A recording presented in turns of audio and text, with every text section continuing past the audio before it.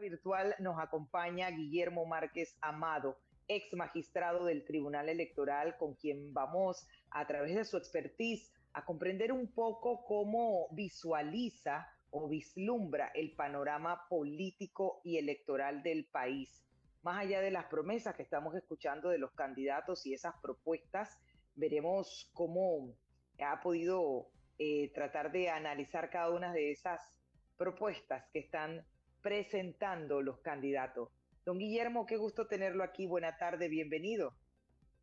Muy buenas tardes, mucho gusto y por su conducto a todos los oyentes eh, y las personas que aprecian por video esta entrevista. Sí, a ver, como bien decía, entre todo lo que hemos venido escuchando de manera pues muy sucinta, porque comprendemos que es una campaña corta, queremos entender un poco lo que usted está tratando de vislumbrar en su expertise de cómo van a ser, qué se espera de estas campañas. Tenemos un panorama bastante interesante de candidatos que se postulan a la presidencia. Por tanto, ¿cómo lo mira usted? ¿Cuál es su lectura? ¿Qué debemos esperar? Sobre todo porque tenemos también un importante número de postulaciones o de personas que se están postulando por la libre postulación. Sí, bueno, estupendo. Que haya muchos candidatos significa que los electores vamos a tener más opciones para elegir, pero también significa que debemos ser más responsables y debemos analizar mejor por quién vamos a votar, qué cualidades y qué virtudes tiene como para ser merecedores en nuestro voto. Y no que por el hecho de que nos prometan mucho o nos den poco, nos den algo, y siempre será poco para lo que se necesita en nuestro país, nos comprometamos con darle el voto a esa persona o a ese candidato. Yo vislumbro en el corto plazo, es una campaña muy larga, al contrario de lo que mucha gente piensa de que es, en el sentido de que es muy corta, porque es solo 3 meses, Exacto. pero resulta que es muy larga porque nos van a bombardear de publicidad. Lamentablemente, además, hay una buena cantidad de recursos a disposición de los partidos y de los candidatos.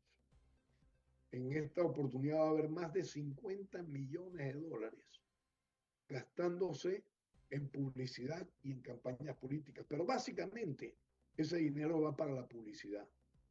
Pero además son las publicitarias las únicas que pueden promover las campañas en los medios de comunicación.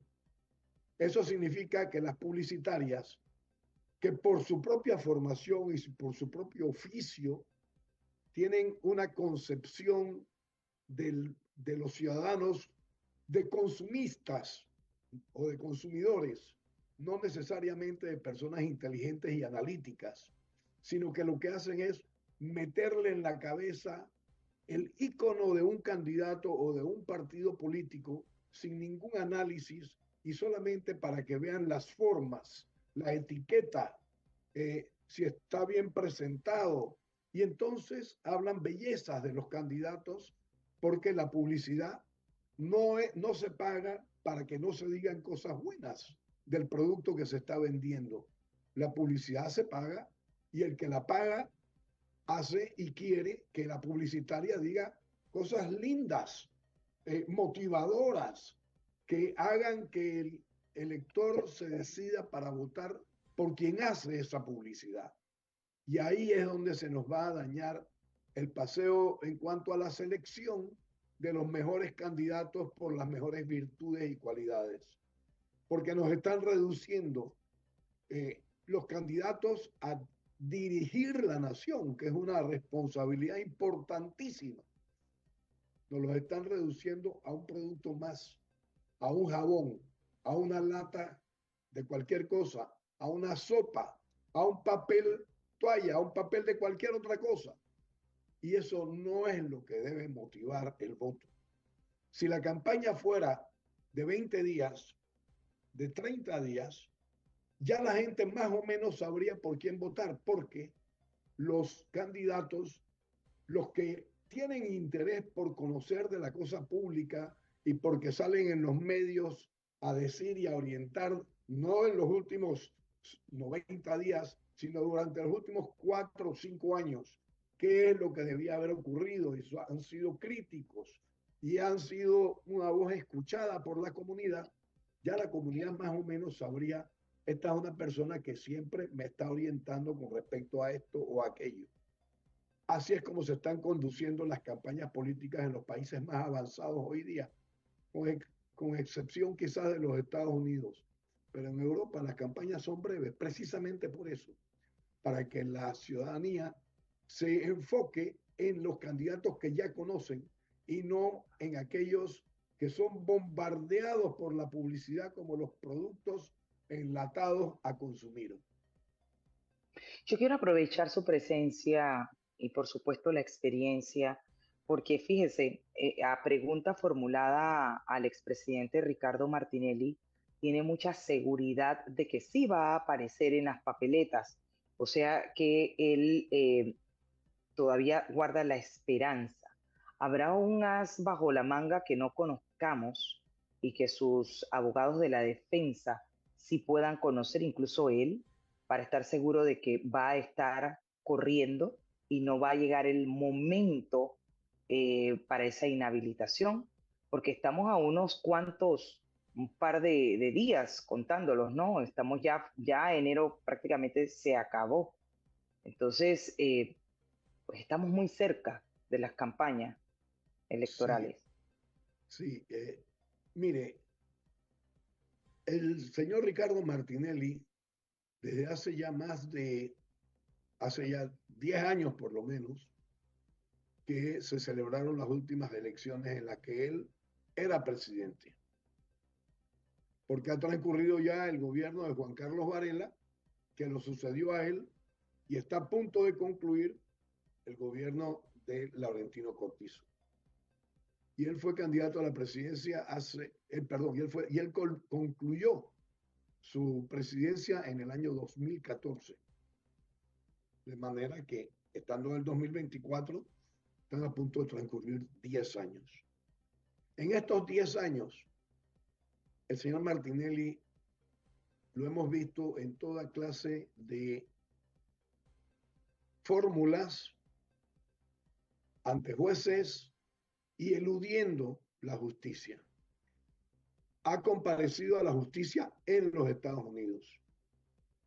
Y allá donde estuvo preso, donde estuvo detenido, se dispuso que tenía que regresar a Panamá o iba a ser enviado a Panamá por una solicitud de repatriación por extradición. Y así se hizo. Allá no tuvo nunca esas actuaciones de siete machos, por llamarlo de alguna manera, de retar a la justicia de los Estados Unidos para que no pasara esto o lo otro. En el caso de Panamá, apenas terminó su mandato, se fue para Guatemala a reclamar la inmunidad que le podía otorgar ese, esa organización como miembro del Parlamento Centroamericano. Después se fue a Estados Unidos y no pisó Panamá de vuelta hasta que fue traído por extradición. En Estados Unidos sí compareció ante los jueces, pero después, cuando llegó a Panamá, ha hecho siempre todo lo posible eh, por no comparecer ante los juzgados. Ha alegado enfermedades, ha alegado que no podían juzgarlo porque de acuerdo con el convenio internacional no debía ser juzgado. Ha presentado diferentísimos recursos y en cantidades.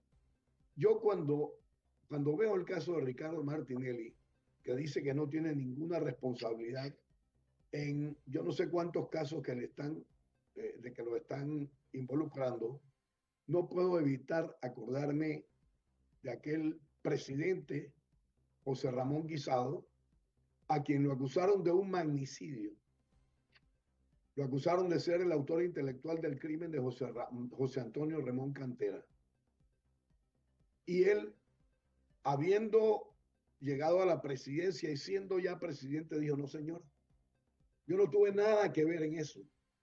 Es más, se puso a disposición de la Asamblea para ser juzgado por la Asamblea, cosa que además no le competía a la Asamblea, como han dicho muchos juristas, algunos ya fallecidos incluso, que en ese tiempo estaban vivos y eran actores y eran miembros de la Asamblea.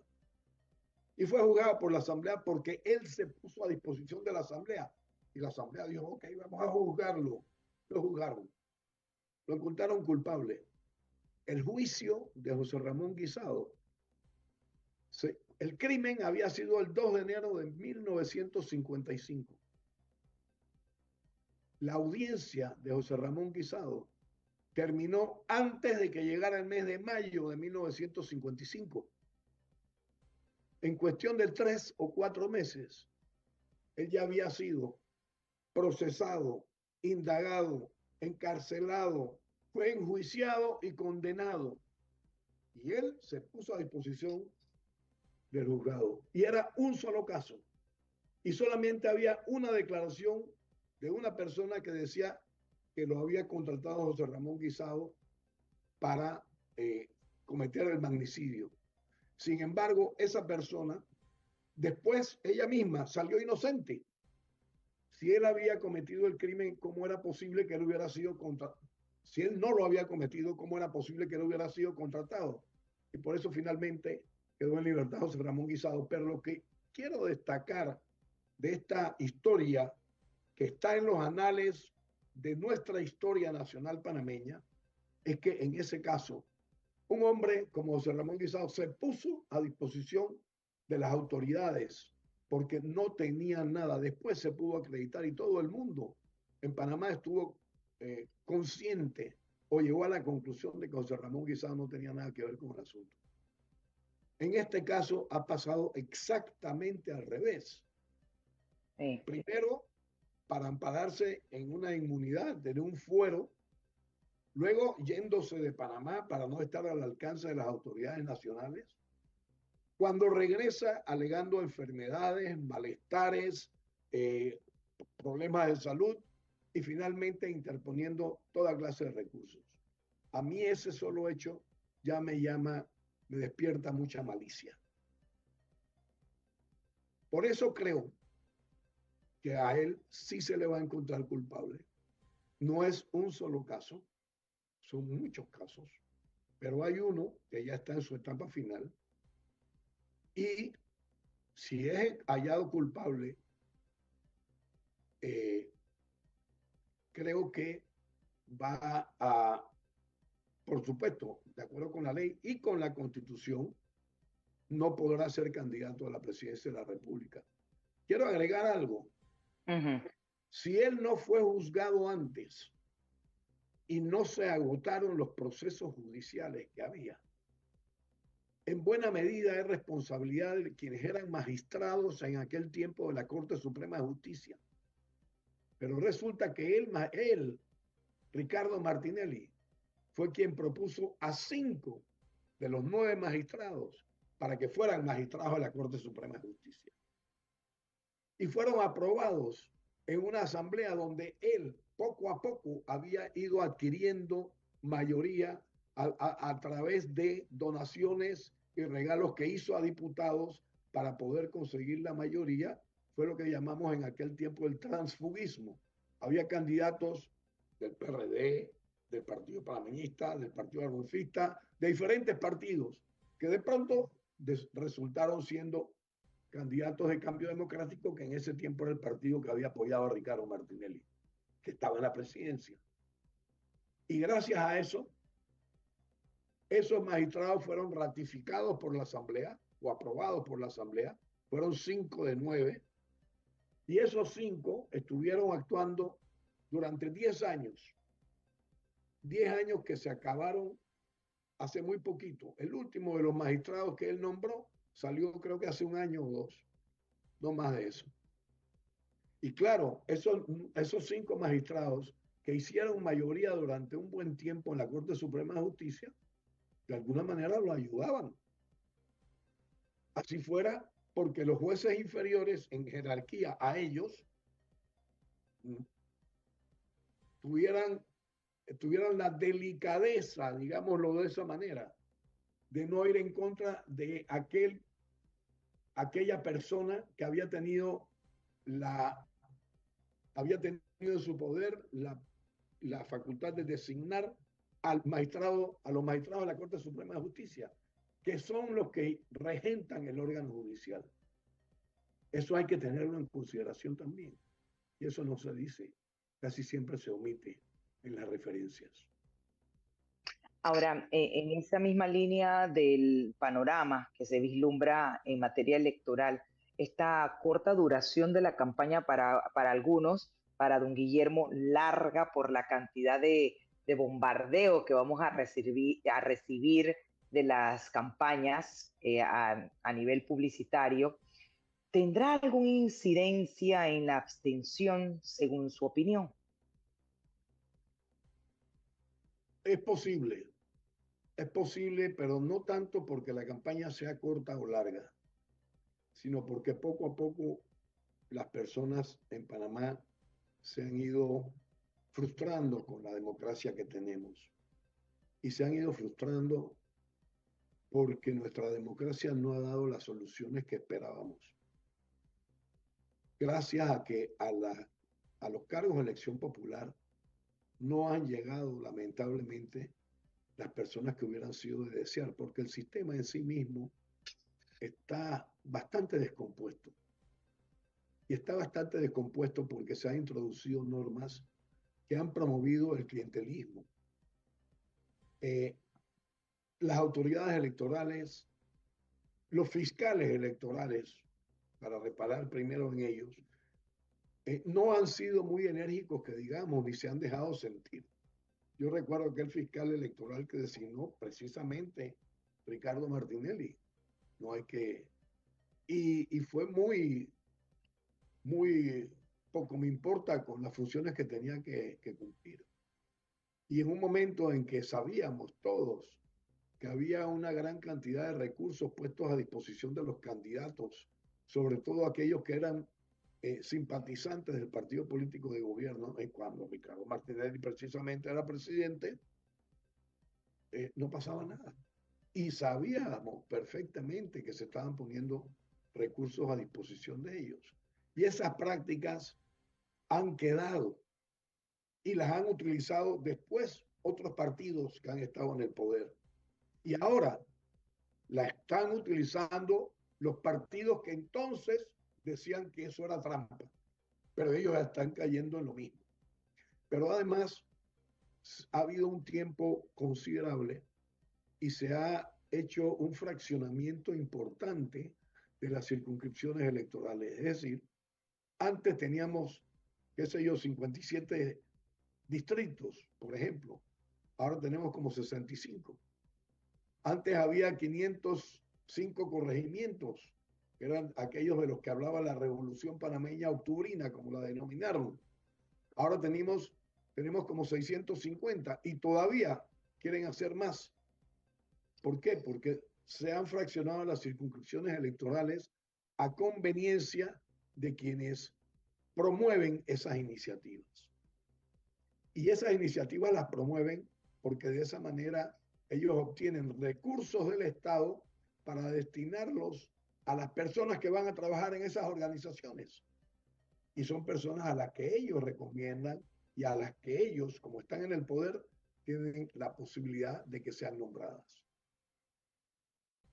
El país entonces ha caído en una especie de remolino oportunista con respecto a las elecciones. Puede que los votos se cuenten bien para presidente, pero incluso en el conteo de votos para diputados se ha introducido una fórmula que tiene que ver con los residuos, en que los votos se cuentan varias veces a favor de los candidatos postulados como residuo, sobre todo estamos hablando de los diputados. Y entonces, ¿qué pasa? Si son postulados varias veces por diferentes partidos y se les cuentan los votos varias veces, Entonces, los partidos grandes tienen mucha mayor oportunidad de que sus candidatos postulados como residuos tengan la opción de ser proclamados vencedores. Ahora, don Guillermo, con un país que hemos visto que ha despertado y que está quizás un poco apático porque no cree en nadie, un poco apático por ese desinterés y desilusión que usted señala. Sin embargo, estamos viendo que tienen un poco más de veduría, están reclamando más la presencia de esos líderes que realmente respondan efectivamente a las necesidades de la sociedad, con problemas históricos que hemos visto no se han resuelto. Pero hay una situación, hay una oferta amplia de candidatos a la presidencia, y algunos de esos que ya, como dice uno, son conocidos, otros que son nuevos en la palestra. Ahora, ¿querrá el pueblo, la sociedad, un líder que ya conoce y que no hizo una mala administración en su momento, o querrá una persona que vaya a improvisar? ¿Estaremos para improvisaciones? ¿Cuál es el Esa, sentir que usted ha podido palpar en la esa sociedad? inquietud que usted menciona respecto a que la frustración del pueblo panameño inquieta, está buscando nuevos horizontes en este momento, yo creo que es esperanzadora, porque puede llevar a esos ciudadanos, sobre todo a los ciudadanos más jóvenes, a analizar con detenimiento por quienes debe votar, buscando en los candidatos condiciones que apunten a sus virtudes, a sus capacidades, a su competencia, a su conocimiento, a su experiencia. Y eso no quiere decir que porque una persona sea nueva en el torneo electoral, sea nueva en la política, no se puedan poner los ojos en ella, porque su pasado, aun cuando no sea mucho, tiene peso y no está ligado a operaciones oscuras ni a transacciones sospechosas.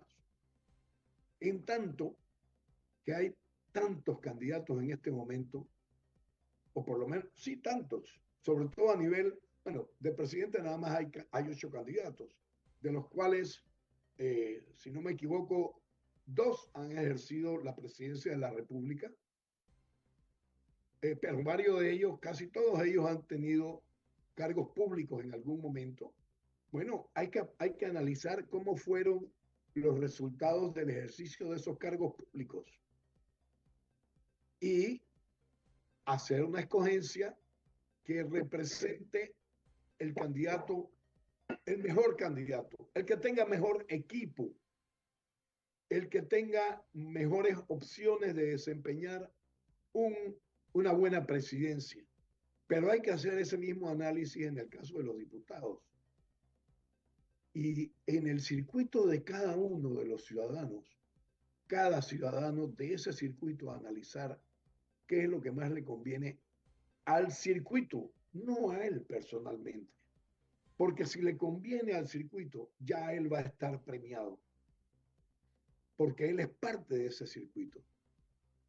Pero si solamente le conviene a él necesariamente lo van a castigar después, porque lo que quieran dar esos candidatos, si no gana el candidato de la preferencia de ese ciudadano, lo va a recibir otro ciudadano, pero no lo va a recibir la generalidad de los ciudadanos que conforman y habitan en ese circuito.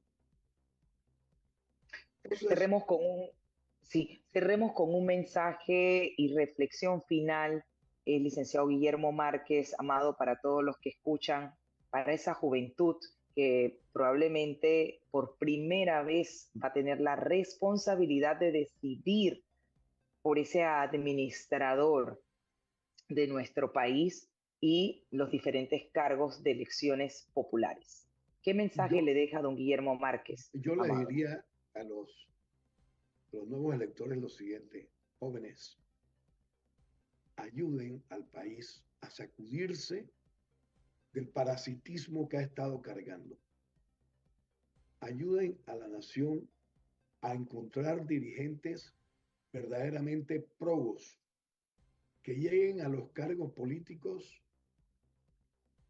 por los méritos que ellos tienen, por el trabajo que han desempeñado, si han tenido la oportunidad de desempeñar alguno, por la pulcritud con que manejan sus actos, su vida en general, no solamente su vida pública, en general.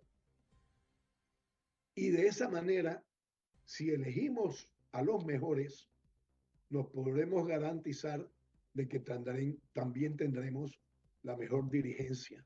Y si tenemos la mejor dirigencia, nuestro futuro tiene muchas más opciones de ser mejor. Me quedo con ese mensaje y reflexión y agradezco una vez más al licenciado Guillermo Márquez Amado, ex magistrado del Tribunal Electoral. Muchísimas gracias siempre por aceptar esta invitación y hacer docencia para la audiencia de Es Cuestión de Ley. Que tenga una linda tarde. Un abrazo a la Igualmente, distancia. mucho gusto. Hasta luego. 4:34 minutos, momento de irnos a una pausa.